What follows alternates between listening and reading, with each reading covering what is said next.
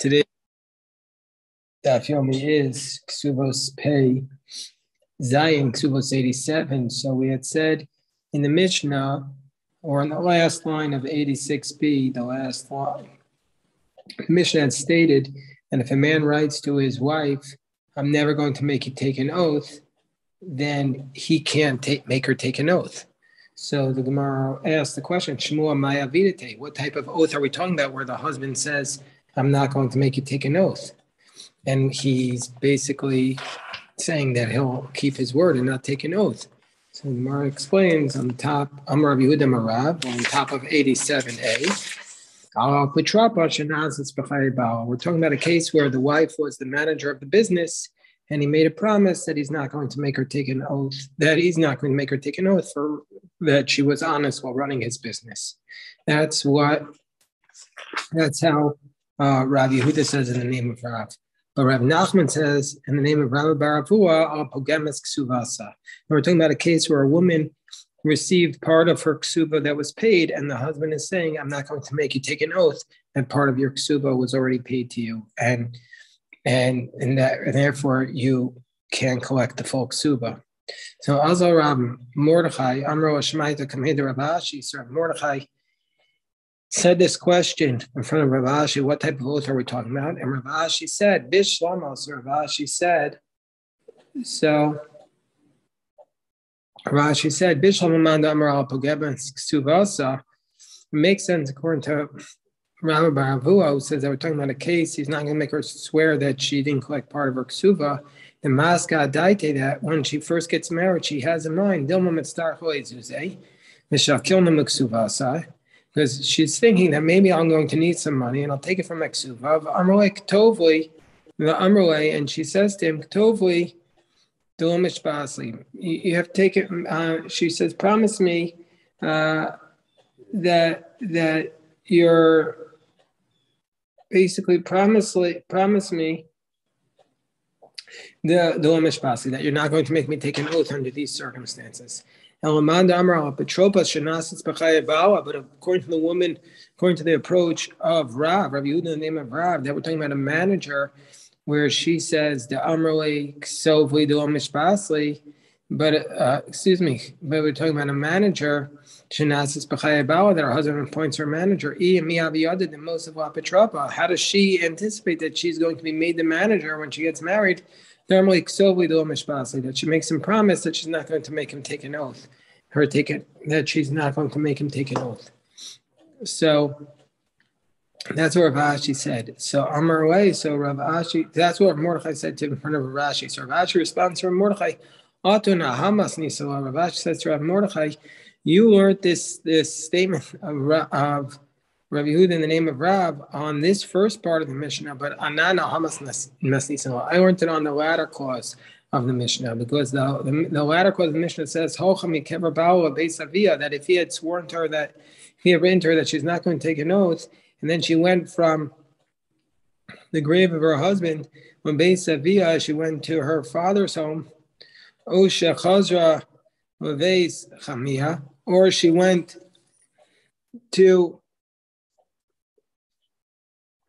went to back to her father-in-law's home,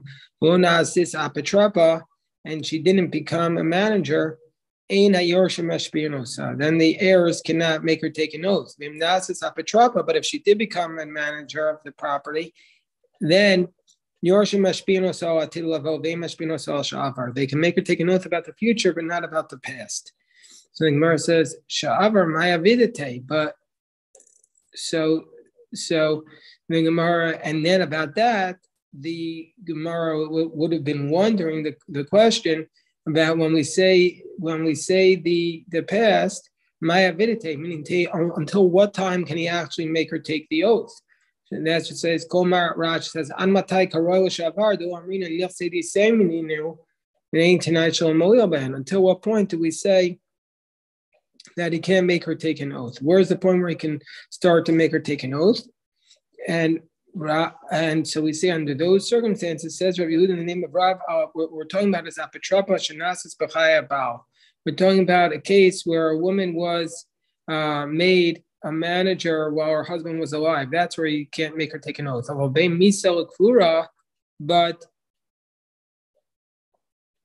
But between the death and the burial, then we do make her take an oath because that was not covered. Rav Masna says, he said, no, even between the death and the burial, we wouldn't take her make an oath. As the people from Nardai are saying, then normally we need multiple bids before we do something. When it comes to paying the taxes or you're getting like immediate support or burial, then we sell it without a proclamation. Meaning to say we don't have to go through the multiple bids. So to here, we're going to say that between the death and the burial, we can do it without getting multiple bids. And so therefore, she wouldn't take an oath on that. Amar Rabba, Amar Delo Neder or Delo Shvua. If he says to her the expression Delo Neder or Delo Shvua, means that he won't be able to make her take an oath. But the heirs will make her take an oath. Naki Neder, Naki Shvua. And then he says, if you're free of vow or free of an oath, then Bein Hu Ben Yorshin Mashpina. So then neither he nor the heirs will make her take an oath. Because this is what he's saying to her. Manakis mishvuasa.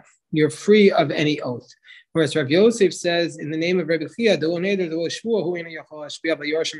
he uses that expression, he won't take an oath, but the heirs can. But Naki, Neder, Naki Shvua, but if he says the expression of Naki Neder, Naki Shvua, Ben Hu, Ben Yorshem Ashpinosa, then both he or the heirs can make her take an oath, because what he's really saying is, Naki Nafshech B'Shvuasa, cleanse out your soul with an oath. Shalch Rabbi Zakai Marokva, meaning to say that you have to take an oath. Shalch Rabbi Zakai Marokva, Bein the Lo Shvua, Bein the Naki Shvua, Bein the Lo Neder, Bein the Naki Neder, whether he uses any of those expressions, B'Nechsai, Hu Eino Yachol Ashpia, there's a little bit of a different girsa. Bein the Naki Neder Minechsai, under all those circumstances, he can't make her take an oath of a Yorshem Ashpia Nosa. But from these possessions, then Beinu Ben Yorshav Mashpina. So both he and the heirs cannot make her take an oath. Amar Nachman Mashmul Mishim Abba Shol Ben Ema Miriam. So Nachman Mashmul says in the name of Abba Shol, the son of Ema Miriam, Bein the Lo Shvua, Bein the Naki Shvua, Bein the Lo Neder, Bein the Naki Neder, Bein Menechsai Elon, whether you use any of those phrases, or Bein Hu, Bein Yorshav Mashpina. So neither he nor the heirs can make her take an oath. But what can I do? The sages say, it doesn't matter. That if she wants to get it from the heir, she has to take an oath. So he argues with her Mishnah. And some say it was a brisa that Abba Shaul ben Miriam Amar, and according to the brisa, Abba Shaul ben taught that it wasn't Shmuel saying in the name of Abba Shaul, but it was an actual brisa that was being taught. And Bein the Lo Shua, Bein the Naki Shua, Bein the Lo Neder, Bein Naki Neder, Bein Menechsai, Bein Menechsai Elon, Bein Hu, Bein Yorshev, Im Mishpino. So you cannot make her take an oath. So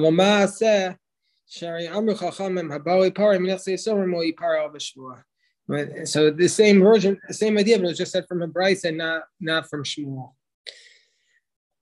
And says Amar Rav Nachman Amar Shmuel Lachak ben Ima Miriam. The law is like that the heirs, even if he says you don't have to take an oath, if she wants to get collected from the heirs, she has to take an oath. So now it says the Mishnah on the bottom of page if a woman's ksuva was pogemes, we'll see that means that it was partially paid. We'll see what it means. If she wants to collect the rest of it, she has to collect it with an oath. If one witness testifies that the ksuba was paid, she can only collect the rest. She can only collect it with an oath. From the estate of the heirs or from property that was sold out, which she had a lien on it. Or if he's not there, again, she can only collect in those circumstances with an oath. So now the Gemara is going to find what all these four cases are. Number one, apogemes ksuvasa. What does that mean? Ketzad. Haisa ksuvasa elafzuz. Let's say the ksuva is 1,000 zuz. And he says there is kabalt ksuvasayach. He says you got it. Viamar lo kabalti elamana. She says, listen, I only got 100 of it. She only collects it with an oath.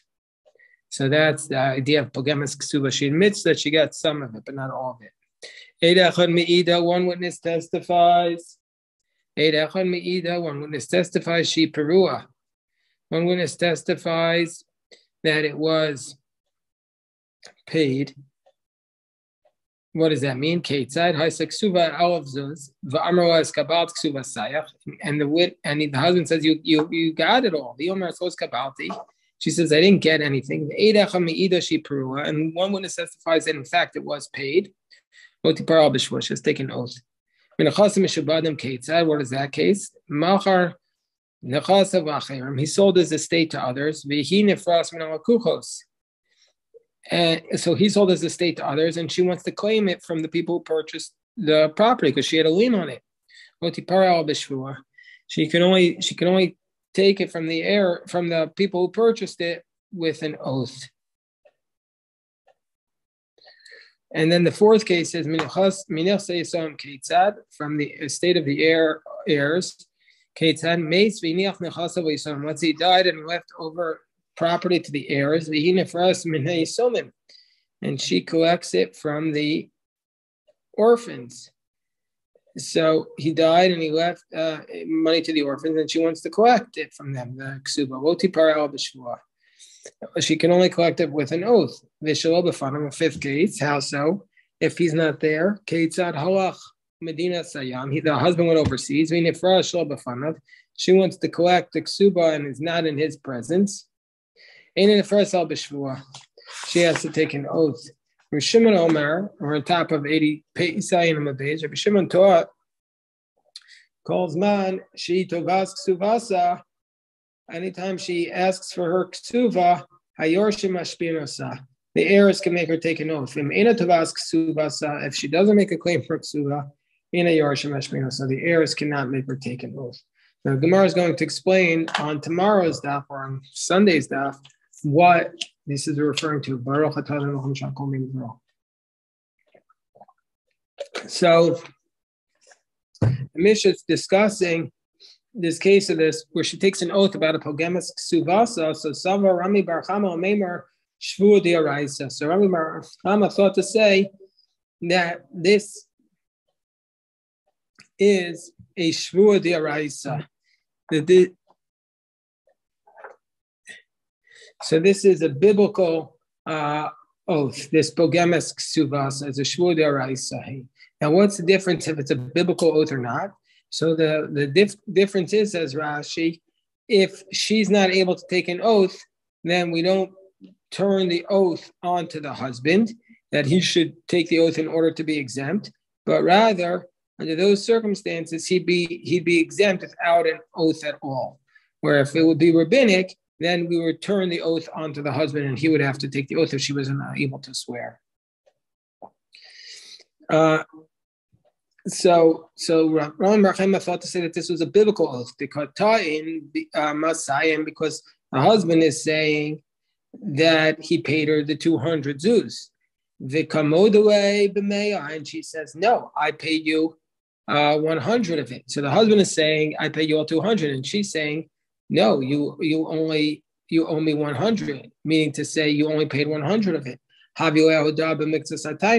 So therefore, she's admitting to a partial amount of his claim. And anybody who admits to a partial claim has to take an oath.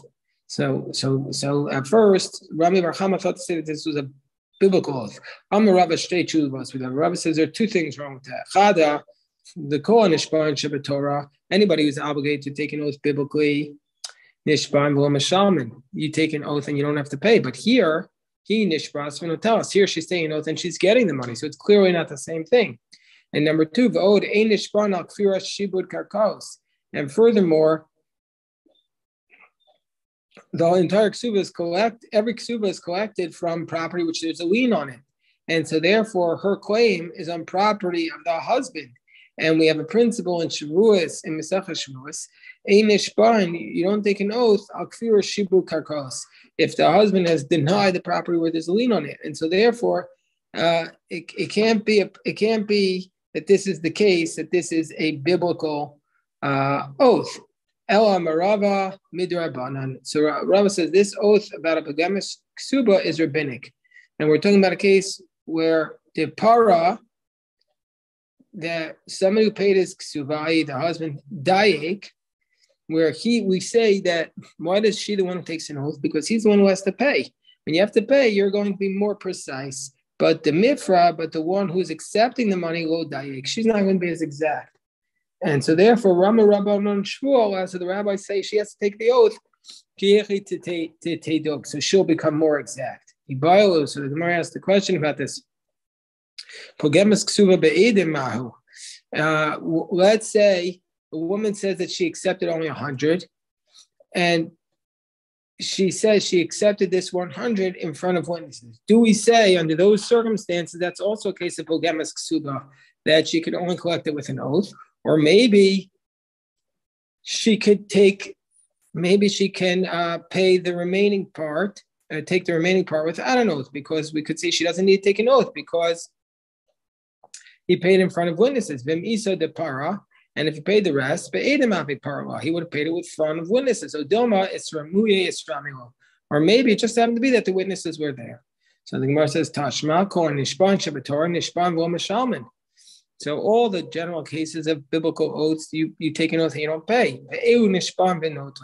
However, the Rabbanan instituted cases where you take an oath and then you take the money. Has-sachir, a day laborer who's asking for his work. A nigzal, somebody who was stolen. So this is a case where the witnesses saw him go into the house, but they didn't see what he stole. So he could take a note that they stole what they stole.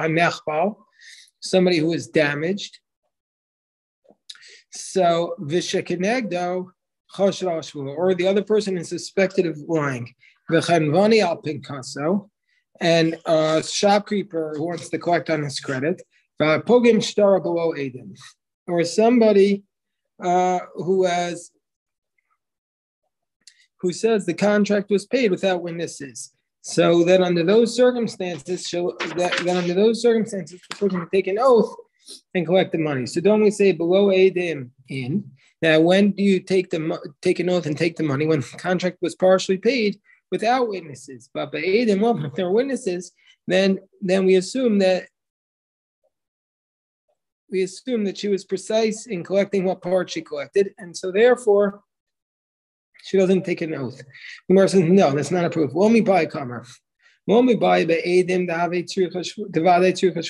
Not only with witnesses, where we would say, then under those circumstances, she would for sure that it's polygamous, because there for sure you need an oath, because she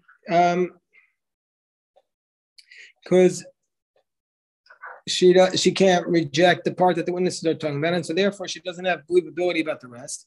But if it was polygamous without witnesses, we might have said, well, maybe it's like she's returning a lost object, and she gets to take it without an oath. So the town of this price is taking us that even under these circumstances, she needs an oath.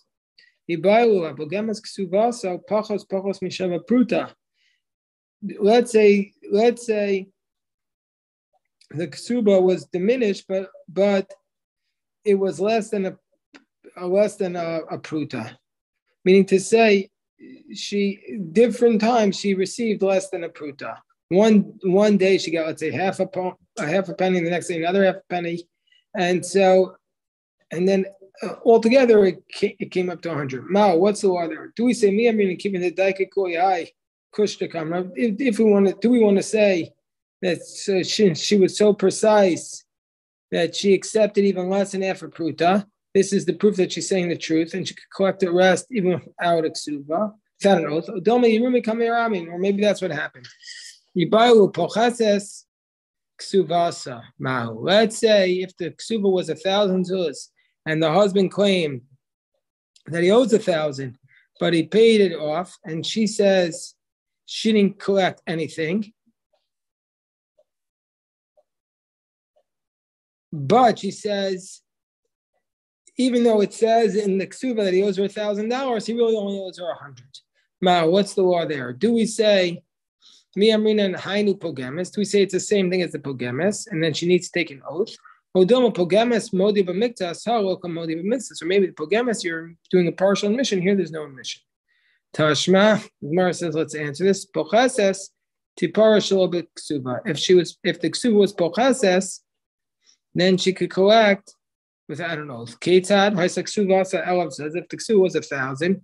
Amar he says there is kabal ksuba sayich.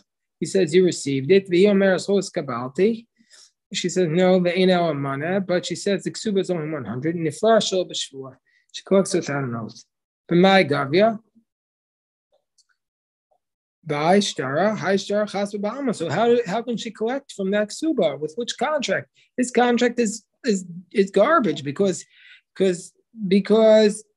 she claims it's not accurate because she says you only owe me 100. Amarava brei deraba, but omeres amana isui beini ubeino. Where she says no, we had an agreement that I wasn't going to ask for more than this amount. Okay, we'll stop here. Pick this up. God will review this on Shabbos Kodesh. Or review this on Shabbos.